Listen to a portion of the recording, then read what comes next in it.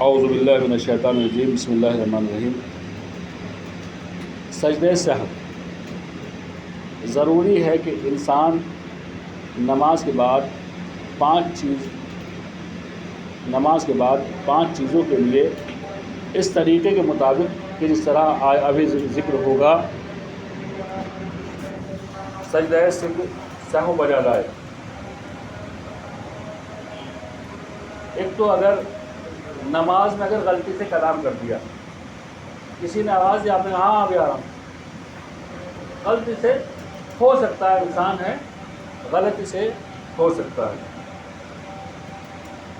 ایک وہ کہ جہاں سلام نہ پڑھنا ہو لیکن آپ نے بھول سے سلام کہہ دیا، آپ 4 رکعت کی نماز پڑھ رہے تھے، غلطی سے 2 رکعت کے بعد آپ نے سلام پڑھ دیا، تو اس کے بعد بھی آپ کو سجدہ سہو کرنا ہے۔ تیسرا، 4 رکعت کی بات ہے، مثلا 4 رکعت تھا، آپ نے غلطی سے 3 رکعت میں پڑھ دیا، 2 رکعت میں پڑھ دیا، کمپلیٹ 4 کرنے کے بعد وہ بعد میں کمپلیٹ کرنے کے بعد بھی، نماز کمپلیٹ کرنے کے بعد ہی آپ کو سجدہ سہو کرنا ہے۔ تشہد بھول جائیں تب آپ کو سجدہ سہو کرنا ہے۔ 4 رکعت کی نماز میں دوسرے سجدے کے دوران شک کرنا کہ 4 رکعتیں پڑھی ہیں یا 5، یا شک کرنا کہ 4 رکعتیں پڑھی ہیں یا 6۔ بالکل اسی طرح جیسا صحیح شکوک کے نمبر 6-4 میں گزر چکا ہے، وہ دوسری طرح بات ہو گئی، اسے کسی موقع پہ پڑھیں گے۔ یعنی 4 اور 5 میں، 4 یا 6 میں شک کرے اگر آدمی تو وہیں پہ نماز ختم کر دینی، لیکن ابھی 2 سجدوں کے لاسٹ کے 2 سجدے ہیں، آخری رکعت میں 2 سجدے ہیں، اب اسے ڈاؤٹ ہو رہا پتہ نہیں 5 تو نہیں پڑھ لی میں نے، تو خیر جو بھی پڑھی وہ وہیں تمام کرے اور سجدہ سہو بجا جائے گا۔ 5واں، نماز کے بعد اجمالاً یہ جاننا کہ نماز میں غلطی سے کوئی چیز کم یا زیادہ ہوگی، مطلب مجھے احساس ہے کہ شاید کچھ میں نے غلطی سے کچھ فالتو پڑھ دیا ہے، یا کچھ میں نے مثلا تیسری رکعت میں حمد کے بعد سورہ ہی پڑھ دیا، عادتاً ہوتا ہے، غلطی سے ارادہ نہیں تھا لیکن غلطی سے پڑھ دیا، حمد کے بعد ایک قل ہو اللہ پڑھ دیا، انا اعطیناک پڑھ دیا، تو اب آپ کو کیا کرنا ہے؟ سجدہ سہو بجا لانا۔ یہ 5 مقام ہیں کہ جن کے اوپر باقاعدہ سجدہ سہو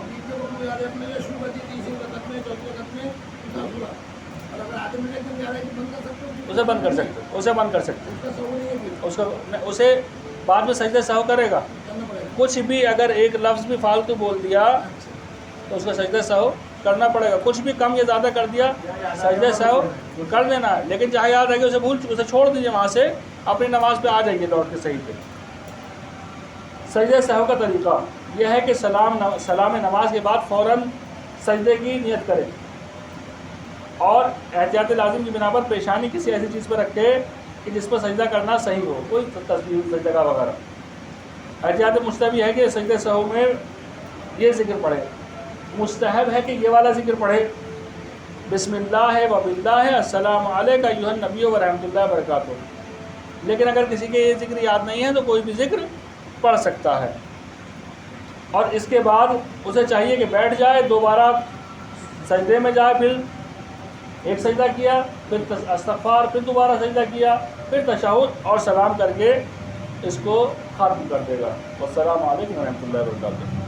آج کی جو درس میں جس جگہ ہم پہنچے ہیں، یہ تو ایک ضروری مسئلہ تھا بیان کرنے کے لیے، لہذا آپ کی خدمت میں بیان کیا گیا۔ جس جگہ ہم پہنچے وہ ہے واجب غسل۔ واجب غسل کتنے ہوتے ہیں؟ 7 واجب غسل ہیں ٹوٹل۔ پہلا غسل جنابت، دوسرا غسل حیض، نفاس اور استحاضہ۔ یہ پرٹیکولر ہوتے ہیں، عورتوں سے متعلق ہیں، مردوں سے ان کا وہی مطلب نہیں ہے۔ مرد کے اوپر جو ہوتے ہیں غسل جنابت، غسل مس میت، غسل میت، اور چوتھا وہ غسل کے جو منت کا ہو۔ 4 یہ مردوں کے ہیں خصوصی، 3 اور ہیں کہ جو عورتوں کے لیے الگ سے ہو جاتے ہیں۔ سب کی نیت یہ ہوتی ہے کہ میں فلاں غسل کرتا ہوں قربتاً الی اللہ۔ مثلا اگر کسی نے مس میت کیا، मन्नत वाले की भी नीयत भी ऐसी हो कि मैंने मन्नत जो मानी थी उसका गुस्ल करता हूँ कुर्बतन इल्लाह। वो जो दिल में हो आपको उसी को ज़बान पे ले आएँ, और ज़बान पे ना भी लाएँ तो सिर्फ कुर्बतन इल्लाह की नीयत करें, आपका मसला हल है। जनाबत के चंद अहकाम आपकी खिदमत में बयान करना चाहूँगा। वो चीज़ें जो इंसान, दो चीज़ों से इंसान मुजरिम हो जाता है। पहला जिमा, दूसरा मनी का खारिज होना।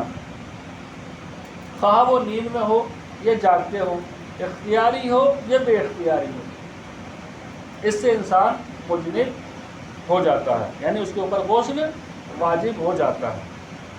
अगर किसी शख्स के बदन से कोई रुतूबत खारिज हो, वो न जानता हो कि मनी है या पेशाब या कोई और चीज़, अगर वो रुतूबत शहवत के साथ और उछल कर निकले तो उसके निकलने के बाद बदन भी सुस्त हो जाए तो उस रुतूबत को, वो रुतूबत मनी के हुक्म में आएगी। एक रुतूबत निकली, आपको नहीं पता क्या है ये, लेकिन शहवत के साथ निकली और उछल के निकली, साथ में जिस्म भी आपका सुस्त पड़ गया, तब वो मनी के हुक्म में होगी।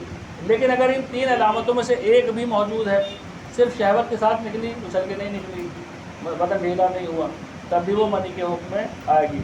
या मसलन वो बदन ढीला हो गया लेकिन और चीज़ें नहीं थी, तब भी वो मनी के हुक्म में आएगी। यानी इन तीन अलामतों में से एक भी हो तो वो मनी का हुक्म होगा, आपके ऊपर गुस्ल जनाबत लाजिम है, वाजिब है।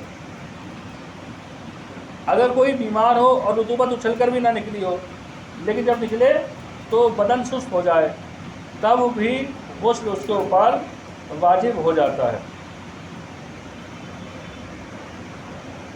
अगर किसी ऐसे शख्स के मखज़न पेशाब से जो बीमार ना हो, कोई ऐसा पानी हो कि जिसमें तीन अलामतों में से जिनका ज़िक्र किया है एक अलामत मौजूद हो, उसे इल्म ना हो कि बाकी अलामतें भी हैं नहीं हैं, तो वो मनी के हुक्म में आएगी।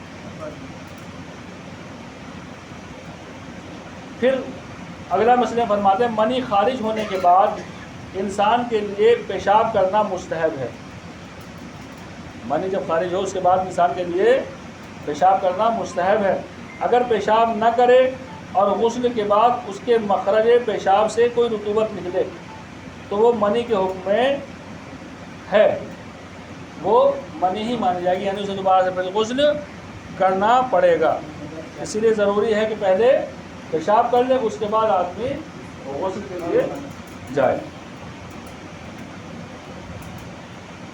मसला नंबर 355 इंशाल्लाह आप लोग खुद से पढ़ लेंगे, और 356 भी इसी तरीके से। 355 तौसील मसाइल में 355 और 356 आप लोग खुद से पढ़ लें, आपके लिए बहुत ज़्यादा फ़ायदेमंद होगा। मसला नंबर 357 हम पढ़ रहे हैं। नाऊज़ु बिल्लाह, अगर किसी शख्स की किसी हैवान के साथ वती करे और उसे मनी खारिज हो तो वो सिर्फ गुस्ल करना काफ़ी होगा। अगर मनी खारिज ना हो, उसने वती करने से पहले वज़ू किया हो, तब भी सिर्फ गुस्ल करना वाजिब होगा। वज़ू ना कर रखा हो तो एहतियात वाजिब यह है कि गुस्ल करे और वज़ू भी करे। और मर्द या लड़के से वती की सूरत भी यही हुक्म रखती है। कहीं भी इंसान ने वती किया हो,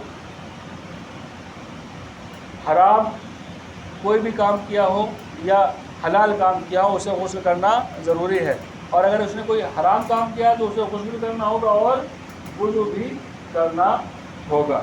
परवरदिगार हमें इन तमाम गुनाहों से बचा के रखे। अगर मनी अपनी जगह से हरकत करे तब गुस्ल वाजिब नहीं होता है।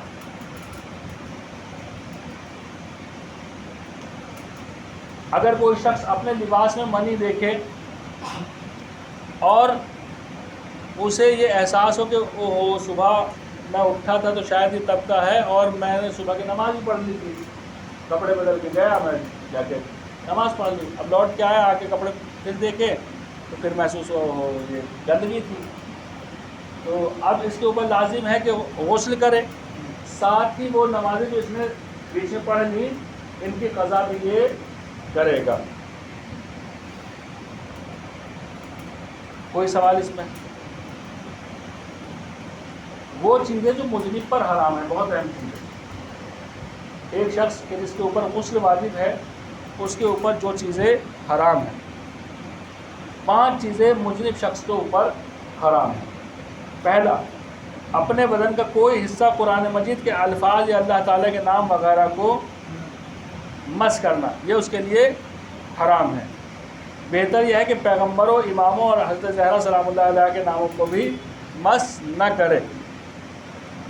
دوسرا، مسجد الحرام اور مسجد نبوی میں جانا، خواہ ایک دروازے سے نکل کے گھسنا ہو، دوسرے سے نکل جانا ہو، وہ بھی حرام ہے۔ اب ہم لوگ کے لیے تو یہ بہت بڑی بات ہے کہ وہاں جانا، وہاں پہنچنا، کہاں، لیکن جو وہاں رہنے والا ہے اس کا تو گھر ہے وہاں پر، اس کا آنا جانا وہاں سے رہتا ہوگا، اور مومنین کی عادت ہوتی ہے اگر کوئی ایسی جگہ ہو، متبرک جگہ اس کے پاس ہو، تو وہاں سے ہو کے ہی جاتے ہیں۔ لیکن اگر کوئی اس حالت میں ہے، گندی حالت میں ہے، تو اسے چاہیے کہ پہلے غسل کرے، اس کے بعد وہاں سے نکلے، ورنہ وہاں جانا مسجد ہو یا کوئی بھی مسجد ہو۔ ابھی اتنی بات ابھی آئے گا آگے۔ مسجد الحرام اور مسجد نبوی کے لیے خاص ہے کہ وہاں سے گزرنا بھی حرام ہے۔ نمبر 3، مسجد الحرام اور مسجد نبوی کے علاوہ دوسری مسجدوں میں ٹھہرنا، ان میں ٹھہرنا حرام ہے، دوسری مسجدوں میں۔ اس سے کوئی فرق نہیں کرتا مسجد شیعہ کی ہو، سنی کی ہو، اس کی ہو، اس کی ہو، اس کی ہو، کچھ نہیں ہوتا، مسجد مسجد ہے، اللہ کا گھر ہے۔ احتیاط واجب کی بنا پر اماموں کے حرم میں ٹھہرنے کا بھی یہی حکم ہے۔ حالت جنابت میں اماموں کے حرم میں بھی کوئی نہیں ٹھہر سکتا۔ لیکن اگر ان مسجدوں میں سے کسی مسجد کو عبور کرے، مثلا ایک دروازے سے داخل ہو اور دوسرے سے باہر نکل جائے، تو کوئی حرج نہیں ہے۔ وہ مسجد نبوی ہے، وہ خانہ کعبہ ہے کہ جہاں آپ ایک دروازے سے دوسرے دروازے میں بھی داخل نہیں ہو سکتے، ادھر سے نکل کے ادھر سے نہیں نکل سکتے، ادھر سے داخل ہو کے۔ لیکن دوسری مسجدوں کو ایسا نہیں ہے، وہاں سے اگر مجبوری ہے آدمی کی تو وہ نکل سکتا ہے، لیکن بہتر یہ ہے کہ ادھر بھی نہ جائے۔ لیکن بہتر میں اور واجب میں زمین اور آسمان کا فرق ہو جاتا ہے۔ واجب وہ ہے کہ جس کو اگر آپ چھوڑ دیں گے تو گناہ، بہتر وہ ہے کہ اگر چھوڑ دیا تو کوئی بات نہیں، لیکن اللہ پسند نہیں کرتا۔ اگر چھوڑ دیتے اس کو بھی تو کچھ نہ کچھ آپ کو مل ہی جاتا۔ چوتھے، احتیاط لازم کی بنا پر کسی مسجد میں کوئی چیز رکھنے یا کوئی چیز اٹھانے کے لیے داخل ہونا۔ ایک آدمی گیا، مجھے اینٹیں اٹھانی ہے مسجد سے، کام چل رہا ہے مسجد میں، اینٹیں اٹھانی ہیں۔ اب کیا، یہاں بھی حالت جنابت میں انسان نہیں جا سکتا، حرام ہے اس کے اوپر کہ وہ داخل ہو۔ اسی طرح ان آیات میں سے کسی ایک کا پڑھنا جن کے اوپر سجدہ واجب ہو جاتا ہے، وہ آیتیں کہ جن سے سجدہ واجب ہو جاتا ہے، ان کا پڑھنا بھی حالت جنابت میں حرام ہے۔ یہ کون کون سی آیتیں ہیں؟ قرآن مجید کے 32ویں سورہ التنزیل میں ہے، آیت نمبر، اور 41ویں سورے میں ہے، 53ویں سورے میں ہے، اور 96 نمبر سورے میں ہے۔ انہوں نے سورہ جیسے کہ پورا سورہ ہی نہ پڑھیں کہ آپ اس آیت تک پہنچے۔ وآخر دعوانا ان الحمد للہ رب العالمین۔